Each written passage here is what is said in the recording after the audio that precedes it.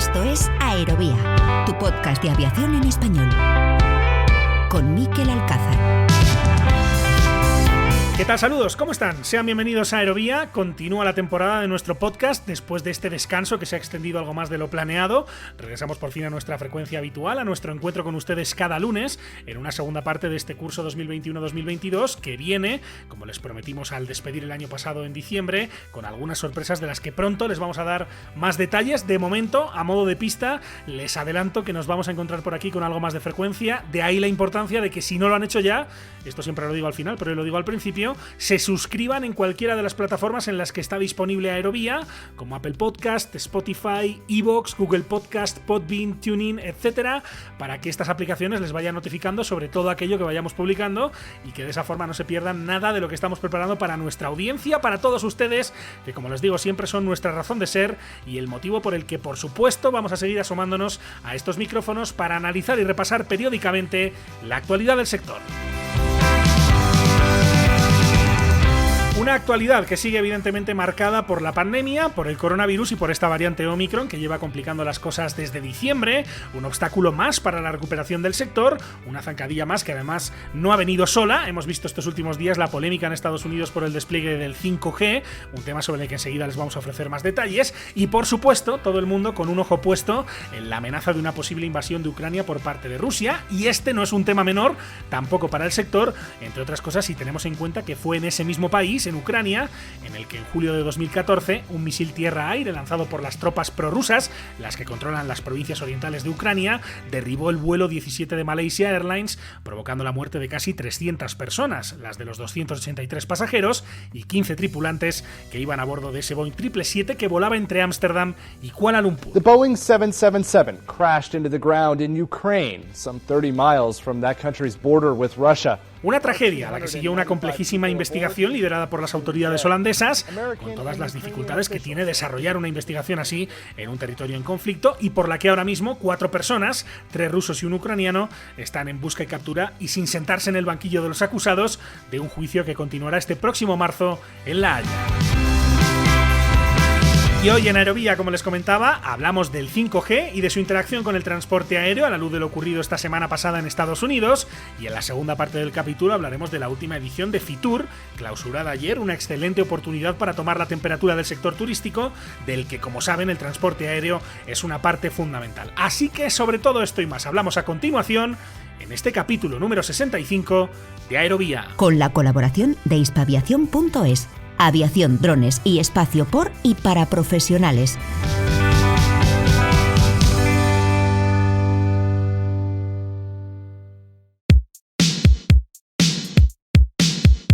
La tecnología y la innovación se dan cita en Aerovía. Esto es Túnel de Viento.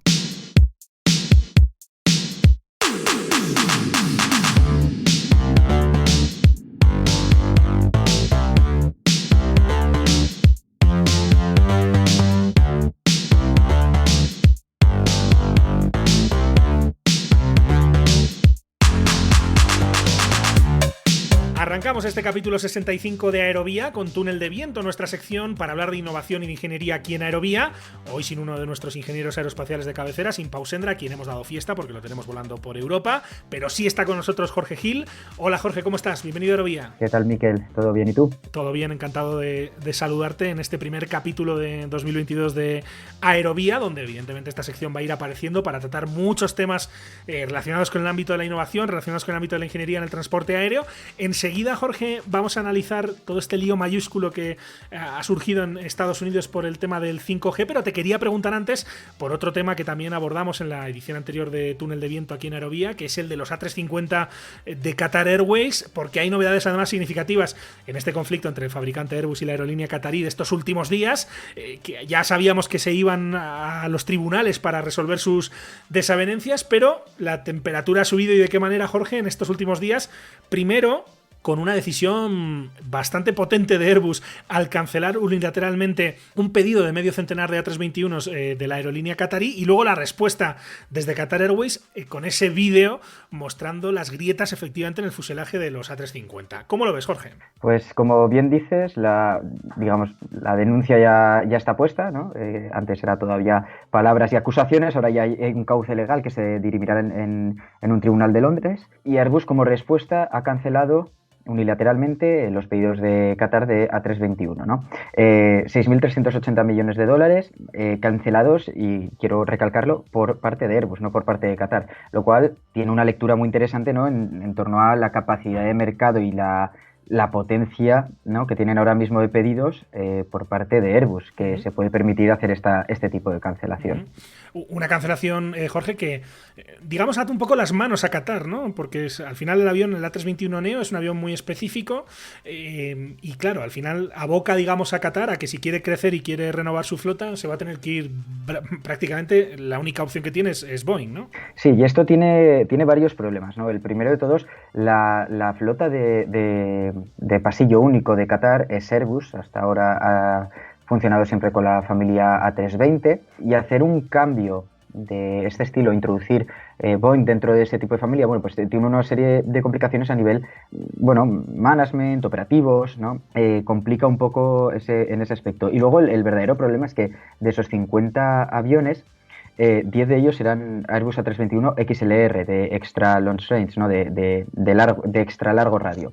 A día de hoy no hay un competidor por parte de Boeing de el avión A321 XLR. Lo más cercano que habría, o el que sí que podría competir, es el 757, pero obviamente el 757 es un avión, digamos, para las pretensiones de Qatar, obsoleto, por decirlo de alguna manera. No va a ser una opción, ni mucho menos, y entonces Qatar sí que, efectivamente, como dices, tiene las manos bastante atadas en este punto.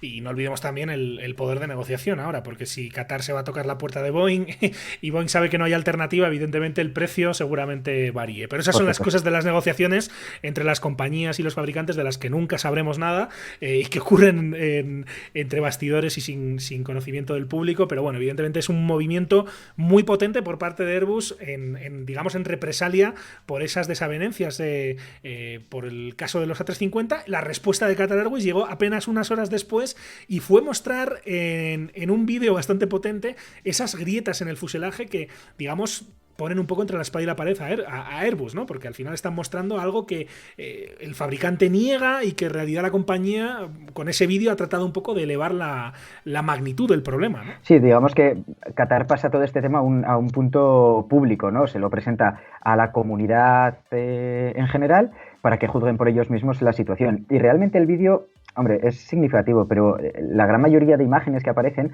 es de descorchamiento de pintura, que es algo que Airbus realmente nunca ha negado, que hay unos problemas de pintura, que va a solucionarlos, como ya hablamos en el capítulo que tratamos este tema, y lo que niega Airbus es que haya una afección a la aeronavegabilidad, ¿no? De la mayoría de imágenes parece ser, pues sí, un tema solo de pintura. Sí que es cierto que hay ciertas imágenes que parece que hay ya más afección a la parte de fibra de carbono, ¿no? de materiales compuestos, pero claro, de un vídeo así hecho por una de las partes, además, tampoco se podrá juzgar si es lo que dice Qatar o es lo que dice Airbus. Pero va a ser muy significativo porque esto entra directamente en el juicio. Ahora va a haber personas muy, muy potentes o instituciones muy potentes investigando realmente quién tiene razón y bueno, pues también afectará a otras aerolíneas, porque desde 2016 hasta aquí ha habido otras 5 aerolíneas que han sacado ciertos problemas de pintura sin llevarlo tan lejos como Qatar, que dice que afecta a la aeronavegabilidad, pero que si Qatar resulta tener razón, pues van a pedir sus compensaciones también, obviamente. Entonces, bueno, pues sigue el culebrón, lo seguiremos tratando aquí y eso es lo que hay hasta ahora. Ha sido ese, sin duda, uno de los temas de la semana en el sector. El otro, que también ha dado para muchísimos titulares, ha tenido que ver con ese despliegue de las redes 5G en Estados Unidos, un asunto en el que, hay que decirlo también, los problemas en la práctica han sido menores de los que se podían esperar, pero que igualmente ha generado muchísima polémica, de la que vamos a tratar de hacer una crónica sencilla en este capítulo de Aerovía y de la que después vamos a tratar de meternos en los detalles con quienes más saben sobre todo esto. Una polémica, un lío fundamental mundial que tiene, y empezaremos con esto, como principales protagonistas, por un lado, a dos grandes compañías telefónicas del país, como AT&T y Verizon, y a la FCC, que es el regulador de las telecomunicaciones de ese país, y por otro, a las compañías aéreas y a la FAA, que como bien saben, es la Administración Federal de Aviación. Eran conocidos desde hace años los planes de las grandes de las telecomunicaciones sobre el 5G. Había expertos que llevaban tiempo avisando de que se debían tomar las medidas para asegurar una sana convivencia de esta nueva tecnología con el transporte aéreo, pero parece que la falta de comunicación entre los distintos actores y la dejadez de los reguladores ha terminado por causar un conflicto abierto a ojos de toda la sociedad después de que las compañías aéreas pidiesen al presidente Biden que tomase cartas en el asunto y volviera a retrasar una vez más la puesta en marcha de esas redes 5G, aludiendo a una amenaza potencial para la seguridad de los vuelos por la posible interacción de esas redes 5G con los radioaltímetros de los aviones, un tema sobre el que enseguida, insisto, les vamos a dar más detalles. Al final, sepan que en una oda a la improvisación se produjeron dos reacciones casi simultáneas. La primera, la de AT&T y Verizon, decidiendo por su cuenta no activar algunos repetidores de 5G en zonas cercanas a algunos de los principales aeropuertos del país, todo ello en un comunicado en el que reconocían su frustración porque las autoridades no se hubieran preparado en todos estos meses y años previos. Y la segunda reacción, en este caso por parte de la FAA, fue la publicación de diferentes documentos oficiales con restricciones o limitaciones para la operación de numerosas aeronaves en distintas zonas del país, lo que en la práctica se tradujo en algunas cancelaciones, no muchas afortunadamente, y sobre todo, y esto es lo más importante, en un sinfín de críticas a cómo las autoridades habían gestionado este tema. Críticas principalmente para la FAA, sobre las que respondía en una entrevista en ABC el secretario de Transportes del gobierno de Estados Unidos, quien fuera ex candidato presidencial, Pete Buttigieg. The FAA's bottom line has to be safety, and obviously. Al final, lo fundamental para la FAA tiene que ser la seguridad, e incluso un solo accidente catastrófico en 1 millón es inaceptable. Así que, como imaginas, hay un análisis complejo y riguroso sobre este tema que ha sido objeto de discusión durante bastante tiempo, y agradezco particularmente que las telefónicas quieran trabajar con nosotros en proveer los datos que necesitamos para asegurar que estas dos tecnologías pueden coexistir con seguridad. Incluso de madrugada, la FAA ha podido generar análisis que han permitido que más aviones puedan operar sin restricciones, y ese trabajo va a continuar hasta que tengamos confianza completa de que el despliegue del 5G y las operaciones aéreas pueden tener lugar con seguridad, cueste lo que cueste.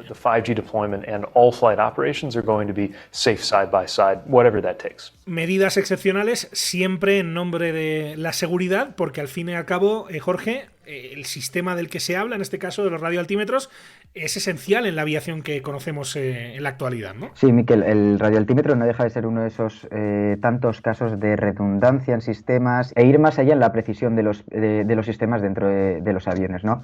Las altitudes de los aviones se calculan en base a la presión exterior, habitualmente en las fases de crucero, en las fases de ascenso, etcétera, y se afinan, digamos, en las salidas y en las llegadas a los aeropuertos, cogiendo como referencia la presión del aeropuerto en el que se va a despegar o aterrizar. En las fases de crucero se coge una presión estándar, y en base a las comparaciones que va habiendo, pues se sabe si el avión está volando más arriba o más abajo. Pero claro, en fases de aterrizaje-despegue ya cercanos a tierra, estamos hablando de 2.500 pies por encima de la tierra en cuestión. Se requiere, para las fases críticas de aterrizaje y despegue, pues obviamente unas precisiones muchísimo mayores, y entonces se recurre al radioaltímetro. El radioaltímetro es un sistema embarcado. Habitualmente los aviones, dependiendo de la edad que tengan, llevan un radioaltímetro. Los aviones más antiguos, los más modernos ya llevan 2 radioaltímetros, una vez más por cuestiones de redundancia, y no deja de ser un sistema parecido al de los sonares de los barcos, ¿no? Eso es una antena por cada radioaltímetro, una antena transmisora que transmite en cierta frecuencia, rebota sobre la Tierra y lo recibe una antena que está situada no sé si llegará al metro o 2 metros, detrás de la antena emisora. Recibe esa onda que ha rebotado en la Tierra, y en base al tiempo que ha tardado, pues calcula la distancia respecto a la Tierra con una precisión mucho mayor que cuando estamos calculando en base a las presiones, ¿no? Entonces es un sistema pues imprescindible porque nos ayuda en las fases verdaderamente críticas, ¿no? del vuelo. Cuando hablas de presiones, son presiones atmosféricas, evidentemente, ¿no? Sí, por supuesto. Pues esto, como han podido escuchar, va sobre frecuencias, sobre emitir, recibir, y sobre esto queremos saber más y también preguntarnos si algo como lo que hemos visto que ha ocurrido en Estados Unidos podría suceder en otros países de Europa, por ejemplo, en países como España, o si la red de 5G es distinta a cada lado del Atlántico. Preguntas que le queremos trasladar a nuestro siguiente invitado. Saludamos a Marc Aznar, que es miembro del Departamento Técnico del Colegio Oficial de Ingenieros de Telecomunicación. Hola Marc, ¿cómo estás? Bienvenido a Aerovía. Hola, muy buenas, Miquel. Encantado. Pues nada, muchas gracias y encantado igualmente. Encantado de saludarte, Marc.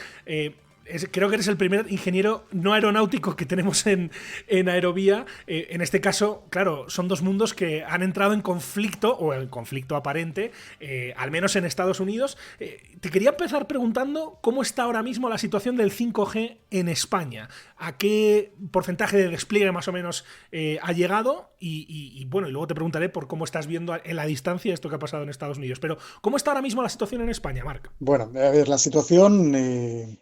¿Cómo diríamos? Primero hay que entender que hay varios despliegues de 5G, ¿no? Hay uno que está en la banda de 700 MHz, que es la que anteriormente estábamos utilizando para la televisión digital, y esa, por supuesto, no afecta para nada a todos los sistemas que tienen los aviones, ¿no? Pero luego hay otra banda que está en los 3,5 GHz, que es la que ha entrado en conflicto, ¿no? Entonces, para entender el 5G hay que ver que hay dos despliegues de 5G. Uno que está en esta banda que se llama de 700 MHz y la otra que es la de 3,5. Entonces, si nos vamos a España, por ejemplo, y seguramente en Europa es así, a lo largo de este último año, en 2021, se han otorgado las distintas concesiones a los operadores y en estos momentos ya se encuentran pues desplegando, o sea, están poniendo estaciones, haciendo los permisos que tienen que hacer ante el ministerio para actualizar todas las estaciones base y eso pues llevará seguramente un par de años, ¿no? Esa red, ¿quién la instala? Es decir, esas antenas supongo que hay que poner, me imagino que son las empresas, en este caso privadas, las grandes empresas de telecomunicación que tienen concesiones que concede el gobierno en este caso. Correcto. ¿Funciona eso? Es así. El gobierno subasta una parte del espectro que ha quedado liberado para la televisión, en este caso, y entonces las empresas que quieren concursar, pues directamente van a una subasta y una parte de ese espectro radioeléctrico se les es entregado para que ellas puedan usarlo y ofrecer los servicios. Y en este caso, pues son Movistar, Orange y Vodafone las que principalmente van a desplegar. Entonces, como la mayoría de estas operadoras ya tienen unas estaciones, lo que hacen es modificar normalmente las que ya tienen instaladas. Tienen que cambiar antenas, tienen que cambiar equipos, a veces simplemente es un cambio de software, pero bueno, tienen que hacer unas adaptaciones para poner en marcha todo eso, ¿no? Y bueno, todo eso está ahora en proceso, es decir, no sabría decirte qué porcentaje está realizado, pero digamos que está en la fase inicial, pero previsiblemente va a ser relativamente rápido porque cada vez los equipos que se instalan son más pequeños y bueno, es de esperar que en un año o dos esté todo el 5G en las ciudades principales ya desplegado, ¿no? 5G, Marc, igual es una pregunta muy, muy estúpida y te pido disculpas si es no, así, no, pero... para nada. Pero, ¿telefonía móvil únicamente o entran otro tipo de dispositivos o de tecnologías alrededor del 5G? No, por supuesto, el 5G está orientado a datos, ¿no? Y ya prácticamente no usamos el teléfono móvil o el smartphone, lo usamos más para datos que para llamar, ¿no? O sea, se va a utilizar para todo, desde las comunicaciones interpersonales, como pueda ser una llamada o enviar un WhatsApp o conectarnos o ver un vídeo en YouTube, pero también se va a usar para aplicaciones máquina a máquina o para el envío de información de todo tipo, ¿no? Es decir, los usos que va a tener 5G al tener más capacidad, ahora mismo tampoco los podemos decir cuáles son. De momento van a ser los que ya tenemos, pero va a haber otros servicios que en el futuro se van a poder establecer, que requieran pues, más capacidad, menor latencia y bueno, es una mejora sustancial de la red actual que sería la 4G, ¿no? En cuanto al despliegue, y aquí viene un poco ya mirando lo que ha pasado estos últimos días en Estados Unidos, me imagino que se tiene en cuenta la posible interacción que se ha detectado en este caso con las frecuencias que utilizan los radioaltímetros, los aviones. ¿Se tiene eso en cuenta? ¿Cómo, por ejemplo, se evitan los aeropuertos? ¿Cómo has visto todo esto que ha pasado en Estados Unidos? Sí, y sí. si lo ves posible que acabe pasando en España. A ver, la nota que ha emitido la Agencia Federal de Aviación Americana, básicamente lo que viene a decir es que por precaución y en aras a la seguridad no quieren arriesgarse a que pueda haber una interacción entre los radioaltímetros y el 5G. Entonces, ¿qué pasa?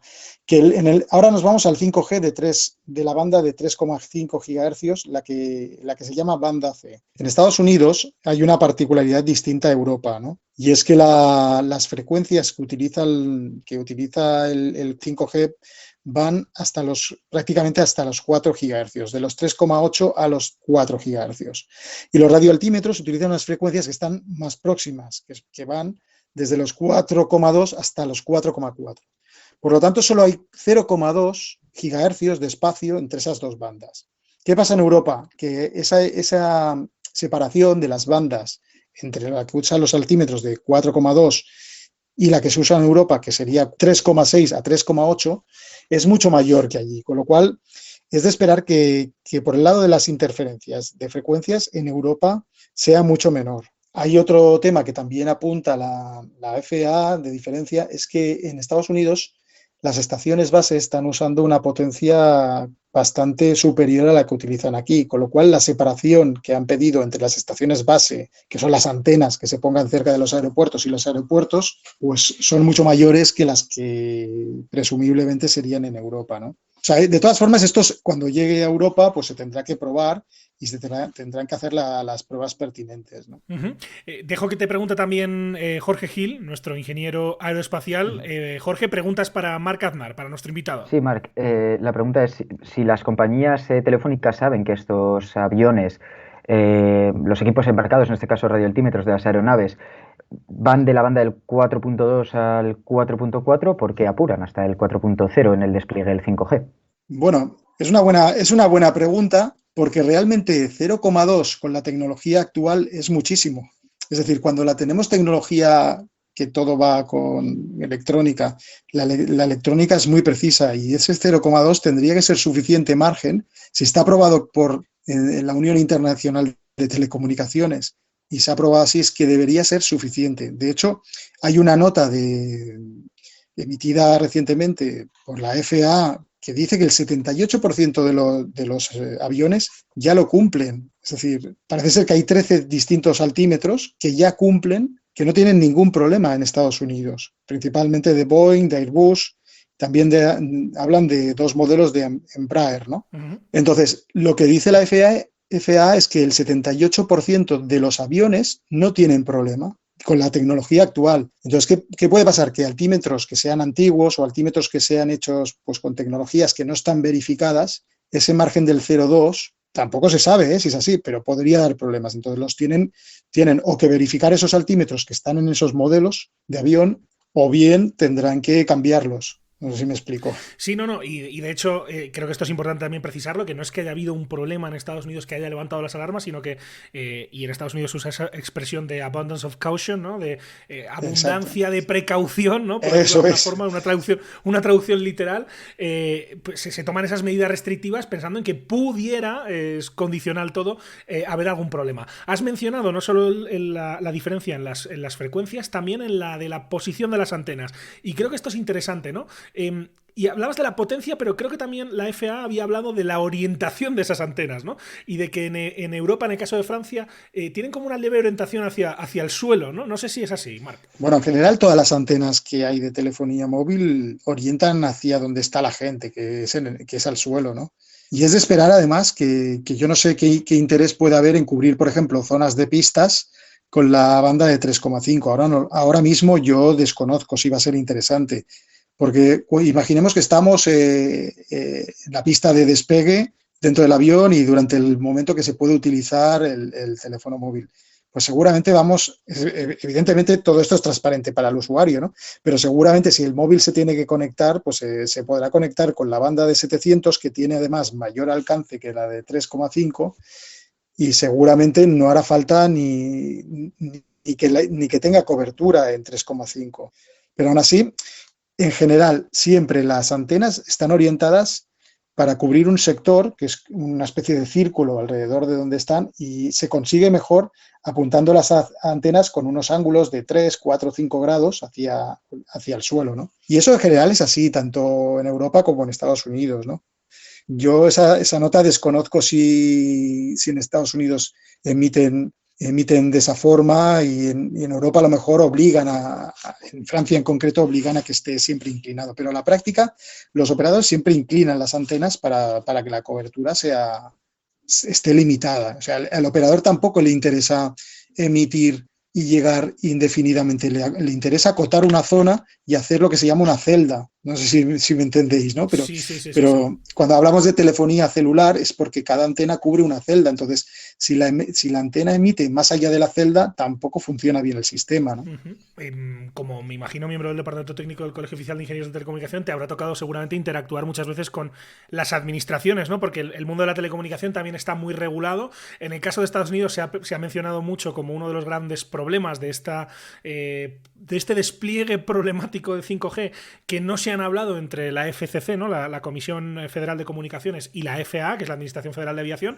¿Ese diálogo, por ejemplo, en España existe? ¿Se hablan entre la Agencia Estatal de Seguridad Aérea y la contraparte en el ámbito de la telecomunicación? ¿Sabéis si existe ese diálogo y esa coordinación? Pues la verdad que desconozco el diálogo, pero sí te puedo decir que cuando nosotros hacemos proyectos de instalaciones de telecomunicaciones, por ejemplo, del ámbito de la radiodifusión y demás, sabemos perfectamente que nuestro ministerio nos pide que si la ubicación del emplazamiento está en una zona de servidumbre aérea, en determinados casos, cuando hay un aeropuerto cerca, hay que pedir una autorización a ESA, ¿no? Bueno, la Agencia de Seguridad Aérea, supongo. Sí. Entonces, esa autorización pues normalmente se cursa a través de los ayuntamientos y indica cómo tiene que ir el balizamiento de las torres y demás, ¿no? O sea que sí que de alguna forma el sector de telecomunicaciones es consciente que hay estas servidumbres aeronáuticas. Hay un listado de poblaciones afectadas por servidumbres aeronáuticas en la web de la Agencia Estatal de Seguridad Aérea y en principio se tienen en cuenta. Y bueno, visto este caso de Estados Unidos, supongo que los dos organismos, Ministerio de Economía y que es la Secretaría de Estado de Avance Digital y la agencia tendrán que hablar para ver las posibles acciones si es que tiene que haber, ¿no? Y voy terminando, Marc.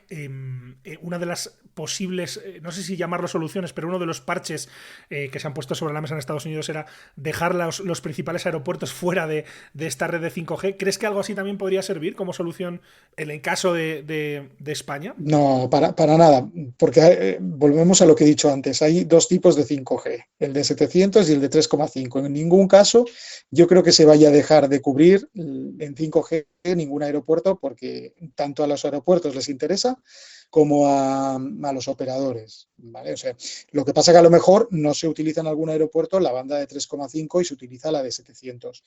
Pero yo creo que no va a afectar, porque es simplemente que se revisen los altímetros y se actualicen. Fíjate que la nota que se ha enviado hoy de los modelos que cumplen, vosotros lo sabéis mejor, pero estoy leyendo aquí que dice los Boeing 717, 737, 747, 757, 767, 777 y 787. Todos esos cumplen. O sea, es decir, los altímetros que tienen estos Boeings no tienen ninguna afectación.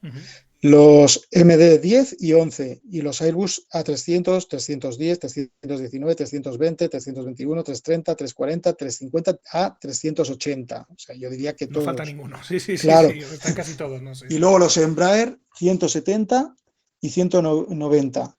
Claro, ¿qué puede haber ahí? Puede haber otros modelos de otros países Claro, que sí. no estén... Y bueno, y aviación regional. Claro, también, ¿no? aviación Que regional, este tipo de aviones sí. más pequeños, entiendo, ¿no? Avionetas, etcétera, ¿no? Sí. No sé si utilizan también estos sistemas, pero es posible que todo eso es lo que dé problema, ¿no? No estas grandes empresas que seguramente tienen los equipos ya certificados para no interferir y demás. Marc, cuando hablas de que en los aeropuertos tal vez igual dejar la red de 3.5 fuera y usar la de 700, ¿hay alguna diferencia entre ellas? Digo, de cara al usuario, o sea, ¿es la misma potencia? Si yo estoy utilizando el teléfono en una terminal y no tengo la de 3.5 y tengo la de 700, ¿voy a notar algo o no? A ver, del usuario no va a notar nada. Lo que pasa es que cuanta más capacidad haya y cuanta más opciones haya de conexión, vas a tener mejor cobertura y presumiblemente mejor servicio. Para que nos hagamos una idea, la banda de 3,5, que está próxima a 4, nos va muy bien para cubrir interiores. Fijaros que 3,5 GHz es similar al wifi que tenemos en casa, que es a 2,4. En cambio, la otra, que es 700 MHz, que es como 0,7, es similar al primer GSM que tuvimos. Es decir, nos va muy bien cuando estemos en grandes espacios, a grandes distancias al aire libre. Y en cambio esta, que es de 3,5, nos va a ir muy bien para cubrir zonas más pequeñas de interior. Pues es una conversación muy interesante y de la que hemos aprendido muchísimo con Marc Aznar, que es miembro del Departamento Técnico del Colegio Oficial de Ingenieros de Telecomunicación. Ojalá no tengamos que volverte a molestar por algo así. Marc, yo encantado de colaborar con vosotros. Porque haya que disipar miedos, ¿no? No, por supuesto, y yo creo que no hay que alarmar a nadie. Todo esto se está haciendo por precaución y yo creo que no habrá ningún problema en el 5G en Europa. Marc Aznar, ha sido un placer. Muchísimas gracias por estar con nosotros en Aerovía. Un saludo. Gracias a vosotros.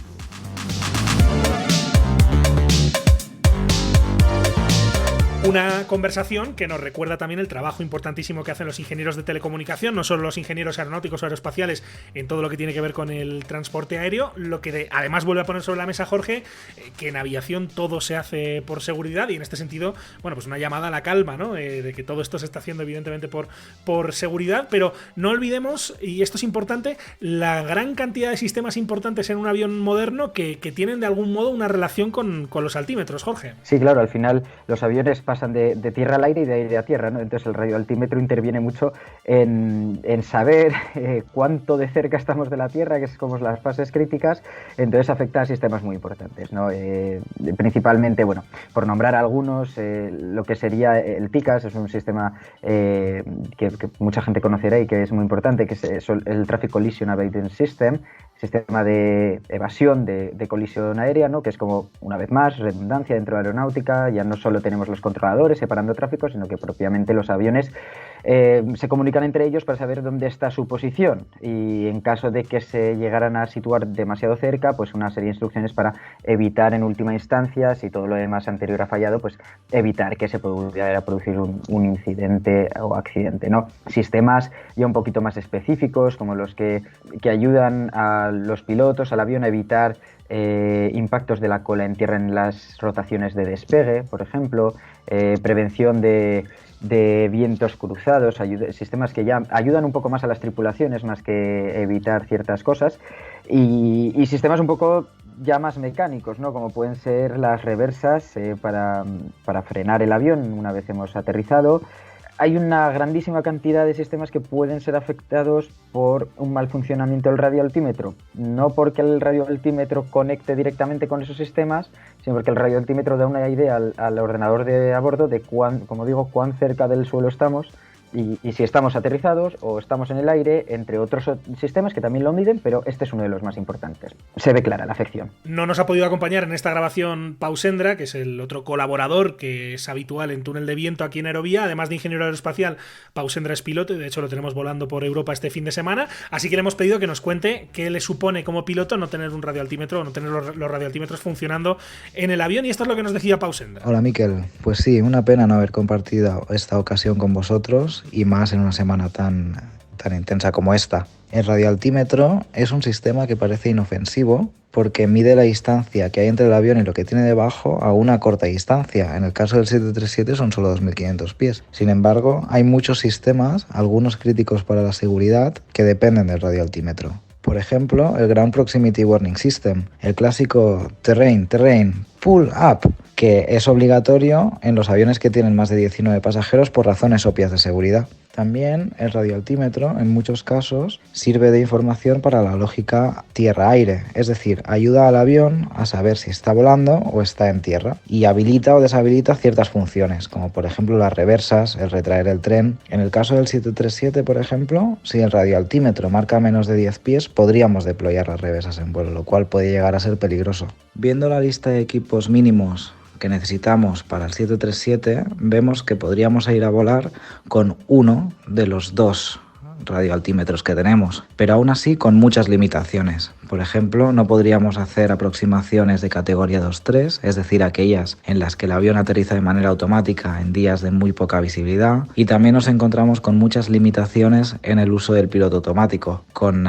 límites muy reducidos de bank angle, entre otros, ¿no? ya que el avión no sabe exactamente a qué altura real está respecto a los objetos que tiene debajo, como pueden ser el terreno. Es decir, sin radioaltímetro yo no vuelo. Bueno, pues más claro agua, como nos explica Pau Sendra en este audio, con el que ha querido también estar presente en esta primera edición de 2022 de Túnel de Viento y de Aerovía, hablando de todo esto que ha ocurrido con el 5G y de la importancia, como han escuchado, que tienen los radioaltímetros en la aviación actual. Jorge, vamos a cerrar, si te parece, esta primera sección recordando que evidentemente la FAA sigue trabajando en todo esto en Estados Unidos, que se está trabajando evidentemente en garantizar que cualquier vuelo que opera es un vuelo seguro, y en ese sentido se supone que vamos a seguir teniendo novedades en los próximos días, en las próximas semanas. Sí, las medidas de la FAA son al final garantizar en primer término la seguridad hasta el punto, e incluso de las compañías también, ¿no? Incluso hasta el punto de cancelar operativas si es necesario, pero van más allá y obviamente pues han empezado a tomar medidas como lo que comentaba Marc, ¿no? De haber analizado ya en un muy corto periodo de tiempo 13 radioaltímetros que hay en el mercado que cubren ya toda la flota Boeing y toda la flota Airbus, lo cual es muy relevante. Y bueno, ya han emitido una serie de boletines de seguridad en las cuales ya se requieren tanto a fabricantes de radioaltímetros que revisen todo lo que consideran necesario, a las aerolíneas que vean qué equipos embarcados tienen y consideren sus análisis de riesgo, etcétera, e incluso a los pilotos con medidas tan básicas, ¿no?, como recordar a los pasajeros cuándo se puede utilizar el móvil, cuándo no, que parece un poco de broma, pero no, es que al final es una medida y muy importante, ¿no? Asimismo, ha pedido la modificación inmediata de las limitaciones operativas del manual de vuelo de todos los aviones para incluir ya las zonas, la posibilidad de hacer aproximaciones de precisión y otra serie de operativas dentro de zonas 5G, ¿no? O sea que ya está todo en movimiento y eso es lo que nos hace asegurar que no vayamos a sufrir ningún tipo de incidente y esperemos que mucho menos accidente en torno a toda esta situación del 5G. Así que una vez más, la aeronáutica primero, la seguridad, luego ya llega a todo lo demás, ¿no? Exacto, la seguridad es lo primero, Safety First, que de hecho es el nombre de una sección que se estrenará muy pronto en Aerovía. Esta que acaban de escuchar se llama Túnel de Viento, en ella contamos con Pau Sendra, a quien han escuchado hace un momento, y también con Jorge Gil. Jorge, muchísimas gracias por estar en Aerovía y seguimos hablando. Cuídate mucho, un saludo. Muchas gracias, Miquel, un saludo.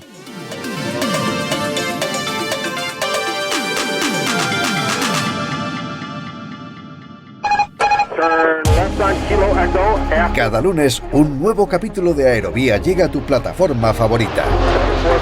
Cada semana, el mejor espacio de análisis e información sobre el sector del transporte aéreo llega a tus oídos. Lo más destacado de la actualidad aeronáutica, reportajes, entrevistas, las secciones especializadas. Escucha todo esto y más en Aerovía. ¿Quieres contactar con nosotros?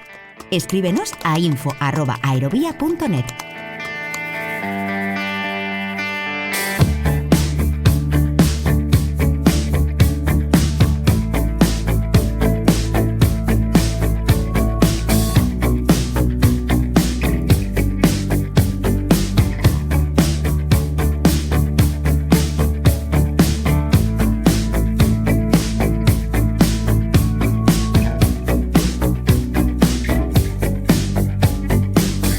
Vamos ahora con otro tema radicalmente distinto aquí en Aerovía. Estos últimos días se ha celebrado en IFEMA, en Madrid, una nueva edición de FITUR, la Feria Internacional del Turismo, la referencia absoluta para el sector turístico en todo el mundo, donde se dan cita a todo tipo de entidades, empresas e instituciones con el ánimo de darse a conocer en este sector tremendamente competitivo, del que el transporte aéreo es lógicamente una parte fundamental. Hemos leído estos días como el foco de los principales destinos turísticos españoles se ha puesto en el cliente nacional, en el turista doméstico, una consecuencia más seguramente obvia de esta pandemia, y hemos visto también cómo el foco, en este caso del transporte aéreo, ha vuelto a estar, y esto seguramente no les va a sorprender, en los temas de sostenibilidad. Vamos a conocer más detalles sobre esta última edición de FITUR con Enrique López, que es cofundador del blog Va de Aviones.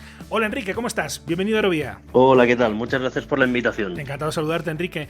Igualmente. ¿Qué impresiones te has llevado de esta edición de FITUR? Bueno, mira, lo primero es que ya el año pasado no fui, aunque se hizo feria, pero era muy reducida y demás, y decidimos no ir.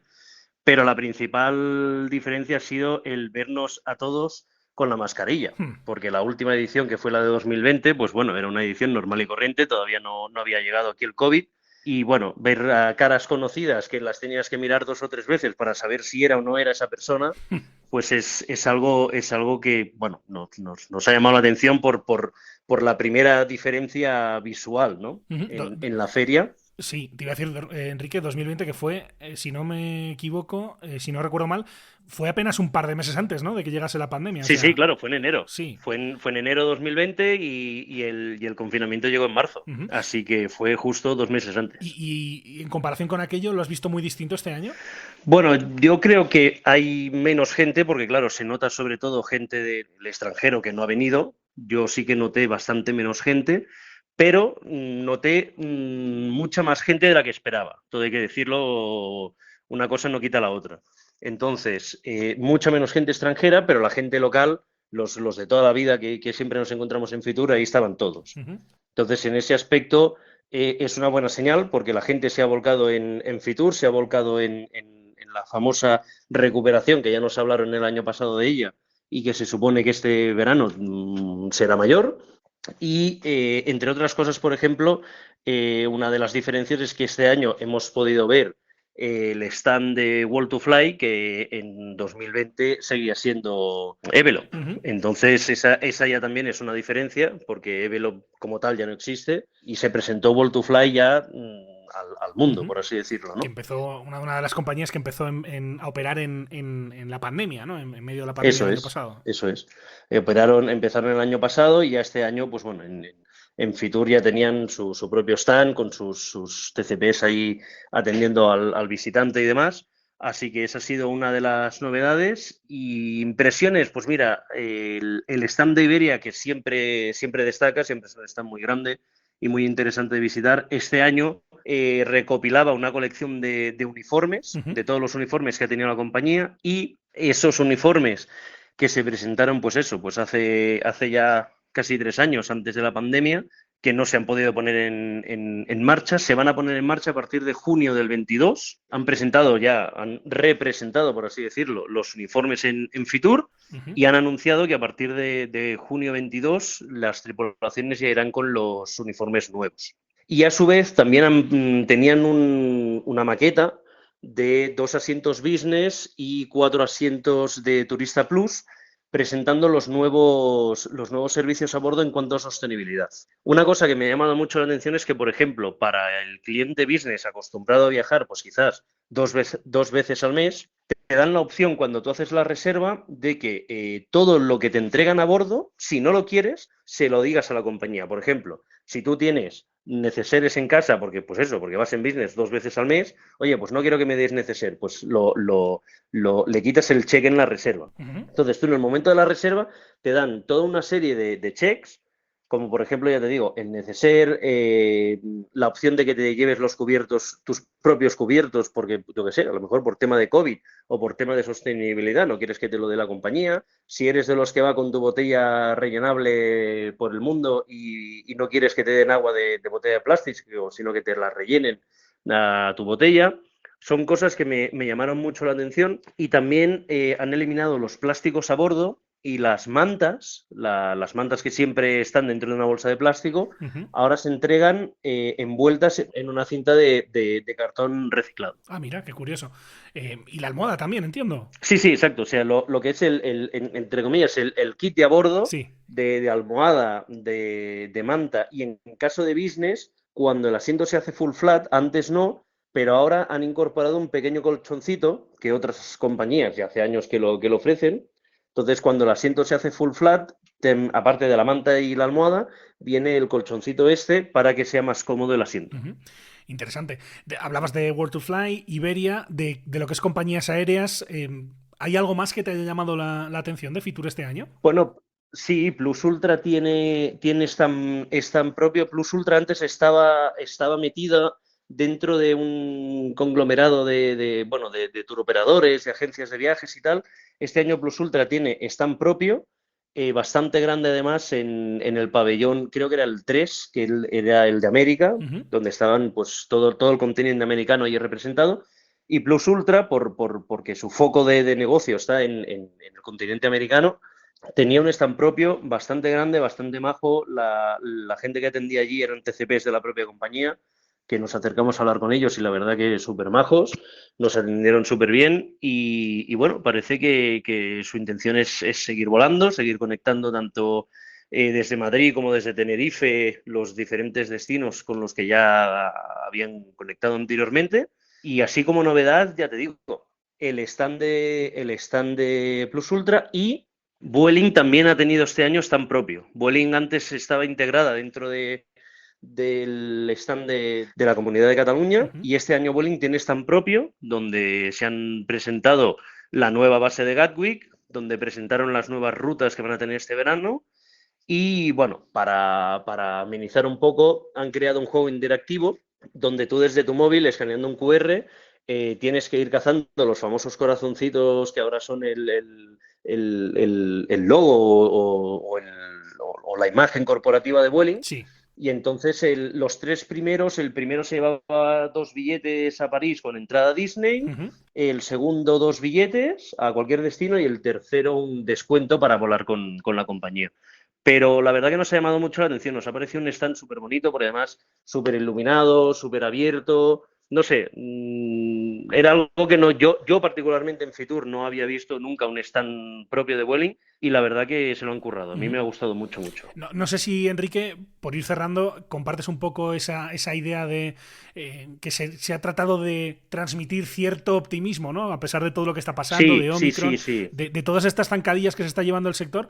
No sé si un poco ese era el espíritu que al final te transmitían todos esos stands. Sí, no, por supuesto. O sea, además, hablando con la gente de cada uno de los stands, de cada una de las compañías, hablando con personal de prensa o de redes sociales y demás, todos te decían lo mismo. O sea, el optimismo de cara al verano 22, de cara a nuevas rutas, de cara, pues en el caso de Iberia, por ejemplo, presentar los uniformes, que era algo que habían parado durante 3 años, volver, por ejemplo, me hicieron mucho hincapié en el trato en business, porque en business hasta ahora era simplemente dejarte la bandeja y irte, por el tema de que no hubiese contacto. Ahora vuelve a ser el trato cercano, casi de restaurante, de atender cliente por cliente, mucho más detallado, que es un servicio que ya te digo que vuelve en junio junto a los uniformes, y eso es señal de que quieren volver a la normalidad, de que por mucho Omicron, por muchas cepas nuevas que puedan aparecer, ellos lo que quieren es, en este caso Iberia, pero todos en general, es volver a lo que habíamos tenido hasta antes de la pandemia y olvidarnos de esto cuanto antes mejor. Pues ojalá, y que sean todas estas las novedades que vayamos contando también este año 2022 aquí en Aerovía, que sean noticias ojalá positivas, que poco a poco vayamos olvidándonos de este coronavirus, que al menos este tipo de ferias se sigan celebrando con cierta normalidad, como esta de Fitur que hemos comentado en este capítulo con Enrique López, que es cofundador del blog Va de Aviones. Enrique, que sea la primera de muchas conversaciones, muchas gracias y que vaya todo muy bien. Un abrazo. Muchísimas gracias, un abrazo a ti también.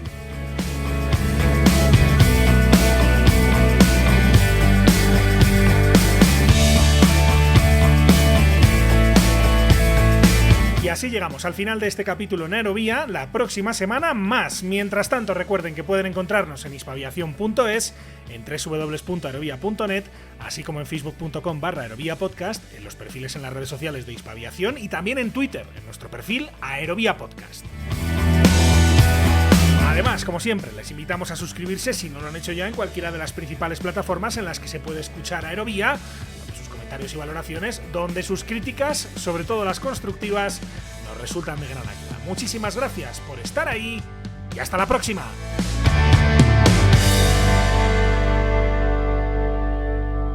Wind calm, clear for takeoff, runway 36 left.